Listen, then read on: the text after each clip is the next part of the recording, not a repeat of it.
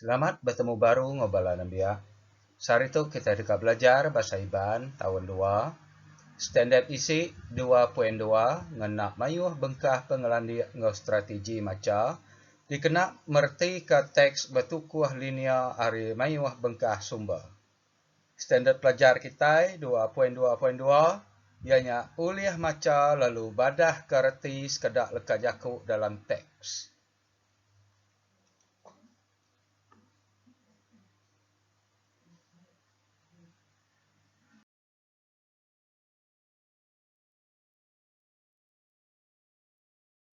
Perhati ke gambar tu.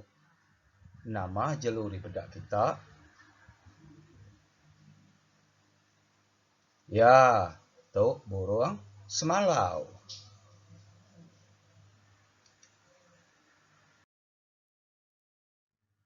Perhati ke gambar tu. Nama pengawak orangnya. Ya, orang benung nyembi padi.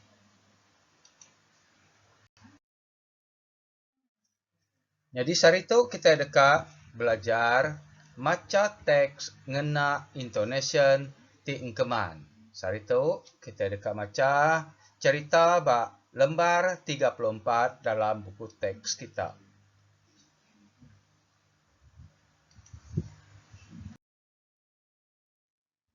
Jadi itu cerita ugi yang nyembi padi. Dia kita bisik medak burung semalau. Tu ugi yang. Lalu ia dekat nyembi padi.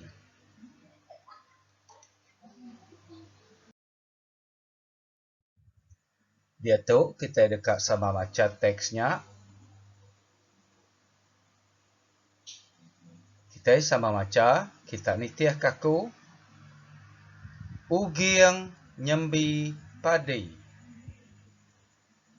Dulu kelia bisik siku nembiak ke bernama Ugiang. Ia anak patu balu.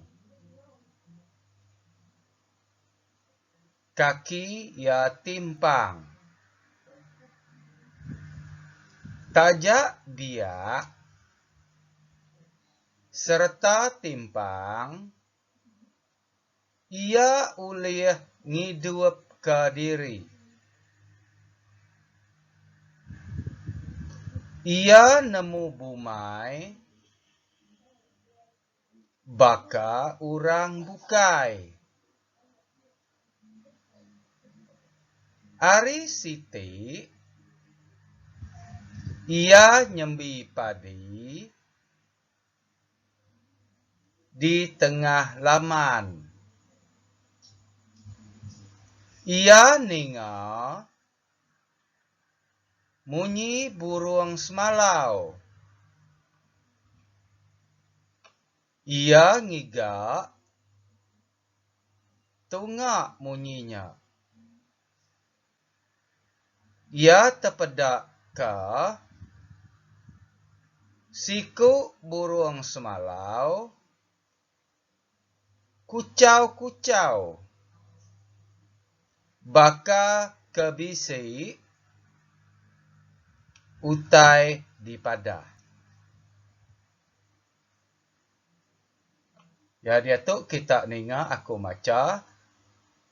Dulu kelia bisi siku nembia ke bernama Ugiang. Ia anak patu balu. Kaki ia timpang. Tajak biak serta timpang. Ia ulih ngidup ke diri. Ia nemu bumai baka urang bukai. Ari Siti. Ia nyembi padi di tengah laman. Ia ninga munyi burung semalau. Ia ngigak tungak munyinya. Ia terpedak ke siku burung semalau. Kucau-kucau baka kebisi utai di padah. Jadi, nyak tadi baca kita ungkup ke sarito. Dia tu baca teks ke dirimpu, rakam audio atau ke video kita, macam teksnya, lalu anjur ngagai pengajar. Baca nitiah ke intonation ke engkeman.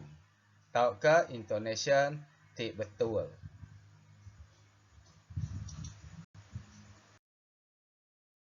Selamat belajar ngagai semua kita nambia. Nya aja ari aku.